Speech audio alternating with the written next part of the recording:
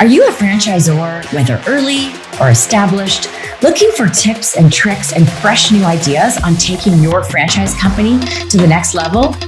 I'm Angela Cote, and I call myself a franchise growth catalyst. I use my experience having grown up in the world of franchising, spending many years on the franchisor side of the franchise relationship, lots of time out in the field supporting franchisees, and then 18 years myself as a multi-unit franchisee. I'm super passionate about creating transformational impact to help franchise companies grow. If you are looking for ideas, we talk about anything from franchisee recruitment, how to find the best franchisees that are going to be the top performers in your brand, to how to support them to really optimize their output. We are more than open to hearing ideas and questions and suggestions. So reach out to me at angela@angelacote.com. Alrighty, let's get started with the Franchise Growth Catalyst podcast. Well, hello, Angela Cote here of Angela Cote Inc. And I am back with another episode of the Franchise Growth Catalyst podcast, the podcast where we share unconventional yet practical advice on how to improve franchisee profitability, create exponential growth, and of course, if you know me, make franchising fun.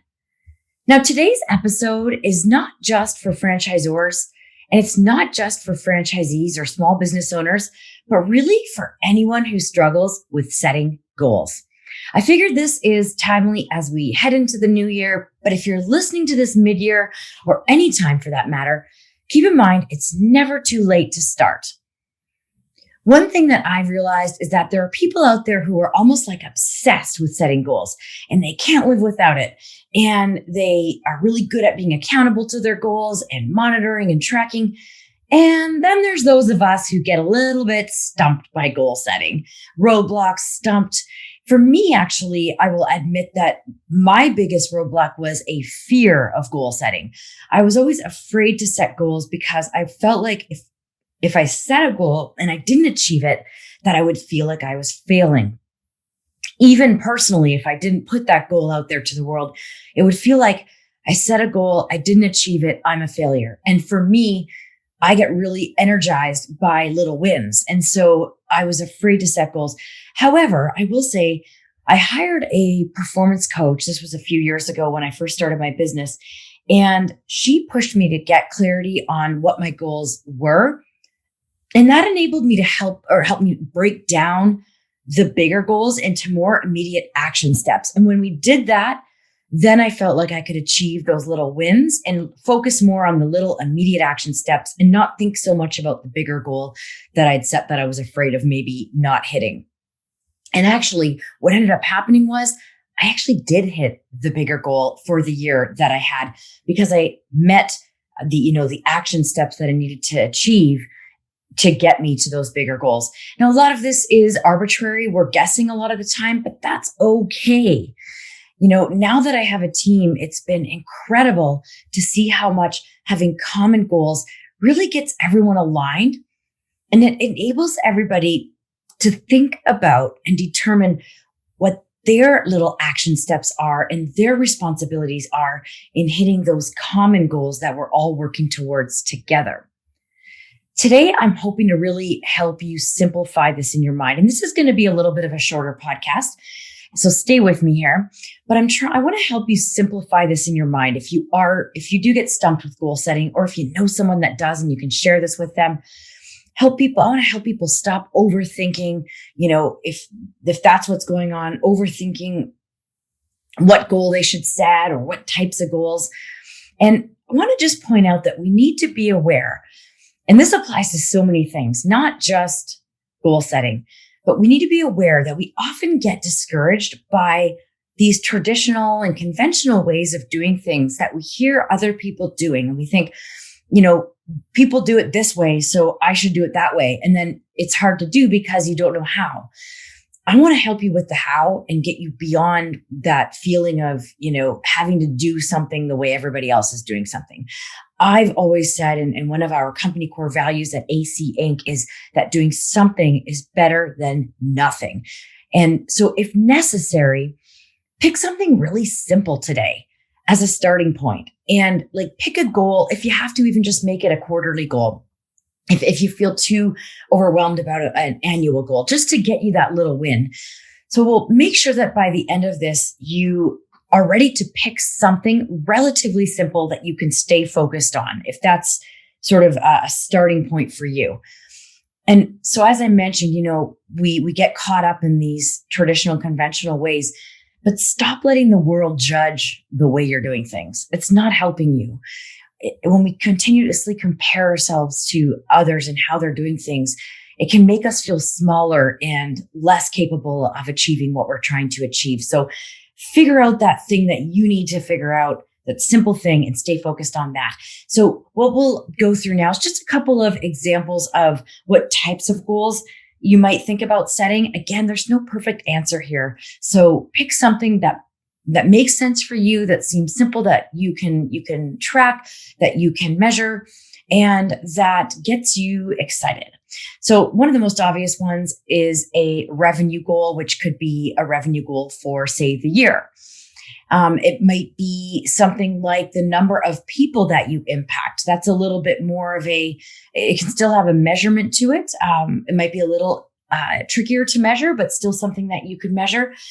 You might drill it down and be looking at the number of customers or clients that you acquire, and just tracking that and saying, I want a certain number of customers to have walked through our doors or used our service by the end of 2021. It might be a profit goal or a salary goal, in which case you may need to take a good look at your economics of your business and make sure that you're thinking that through a little bit. But even if you're not, there's nothing wrong with also just determining a profit goal and then figuring out steps to get there, and then kind of measuring along the way and seeing if it's working. Another example of what you might want to achieve as a goal, if you're a franchisor, might sound obvious: number of locations open in the year. Or if you're a multi-unit franchisee, maybe additional locations you're thinking of opening. It might even be something like, by the end of the year, I want a certain number of people on my team, because building that team and building that infrastructure is going to enable you to scale your business and grow. So those are some examples just to get your wheels turning. And so now let's get into a little bit of the how, some quick tips for you today on things that might help you get some momentum with goal setting. One of the things that I think has been the most valuable for me, actually absolutely is to bring other people into the process. So initially for me, I was a one-woman show. And so for me, hiring a business coach was so valuable, in that I had somebody that could be on the outside looking in and helping me see a little bit better what I was capable of, for one thing, and then just sort of see the possibilities and then just commit to it. And then, like I said earlier, breaking it down. If you're not comfortable with the idea of hiring a business coach, or you feel that you can't afford it, which I will like to debate you on that, because if you hire a good business coach, they will always bring you ROI. But if that's not in the cards for you, then, and you're just a solo entrepreneur at this point, or you don't really have anybody on your team, then work with a peer. Find another business owner, whether that's a fellow franchisee in your franchise system, or if you're a franchisee, go find a franchisee from another business or another small business owner that you know. If you're a franchisor, set up a meeting with one of your franchisor peers and talk through what might be a good goal and work through that together. Of course, if you have a team, it's fantastic to get the team involved. You might start with a smaller cohort of the team and then broaden it to the rest of the team to determine, everybody's responsibilities for the different hitting those bigger goals. So the first tip there was bring in other people, is kind of on the how, like get some help. Number 2 is to not overthink. Don't overthink what you're going to choose as a goal. Just start. I guarantee you will learn by doing. And even if you start and set a goal that ends up being way out of whack, whether it's way too low or way too high, you will learn because you will be tuned into the process. Now, I will admit this was my problem and why I hired a business coach, that I just kept overthinking and not knowing where to start. So that was my solution. But if you can get a business coach or somebody to help you start, then you can at least get going. And remember, you can always adjust if you need to. Look at the pandemic that we've been going through this past year and how it's made us all adjust. Having to adjust a goal doesn't make the world fall apart. It might make you feel a little unsettled, but when these things happen, we have to be ready to adjust and work with what we're dealing with. So start with a goal, just start, and then adjust it as you need to go. So tip number 2 is don't overthink it, just start.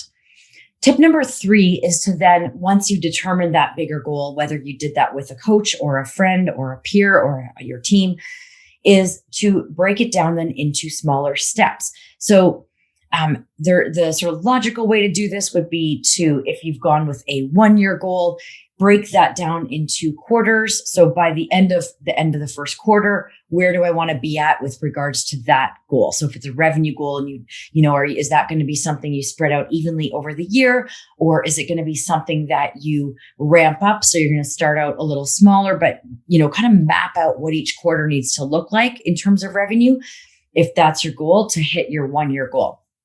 From there, you can then break it down into monthly goals, or even at this point, I might call it action steps, or things that need to be done on a monthly basis to ensure that you achieve your goals. Now, I think here's a good place for me to distinguish between what are called lead indicators and goals, or KPIs for that matter. The lead indicators are the action steps we take that indicate whether or not we're going to hit those goals. So the smaller we break this down, the more we want to be thinking about these things as action steps or lead indicators, or things that need to be done in order to hit the monthly, the quarterly, or the annual goals. So once you get it broken down to monthly, you should be starting to get it broken down to weekly. And, that might be as simple as, you do 5 reach out emails to people in your database. Or if it's say a retail consumer business, it might be a number of social media posts that you do, or retraining for staff to help them with their suggestive selling efforts, or whatever that might be.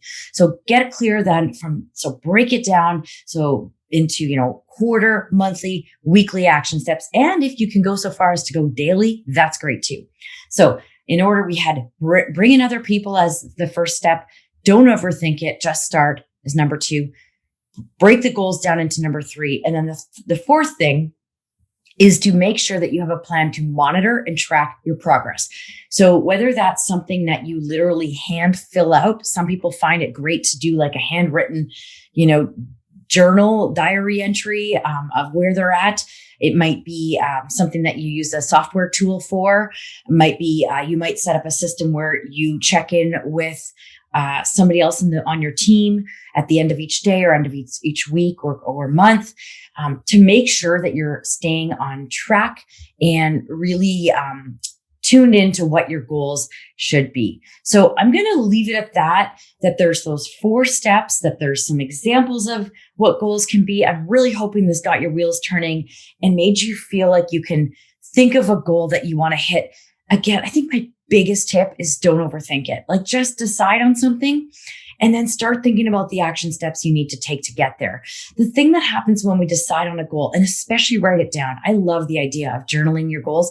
When you write your goals down, it really sets up your subconscious to start to act in a way that gets you closer and closer to achieving your goals. And when you write it down, it also helps you believe that you can achieve it. So I guess that's a little bonus tip number 5, is to make sure that you also write your goals down and journal them, and really wrap your head around what it's going to look like when you achieve those goals. And take that minute. I do this every day in the morning.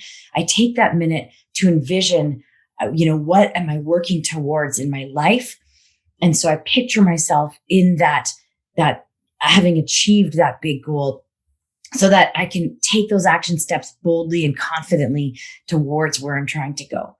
All right. Well, I really hope this helped you. I really hope it helps simplify. It would mean the world to me if you would somehow let me know whether you're seeing this on social media and can put a note in a comment or send me a direct message or even email me, angela@angelacote.com, and let me know if this triggered something for you. And if yes, what did it trigger? What was the thing I said that helped you? Because I want to help more people with getting on into goal setting so that they can achieve their big goals and achieve the dreams and the things that they're set out there to do, really tapping into their purpose and tapping into what they're trying to do in their life. All right, I'll leave it at that. Please do reach out and please do share other topics, suggestions, and requests. I'm always open to hear them. And be sure to share this with a friend if you know anybody who could use some help with goal setting, a friend, your franchisees, fellow business owners, or whoever you know. All right, I'll wrap it up there. Now go be awesome.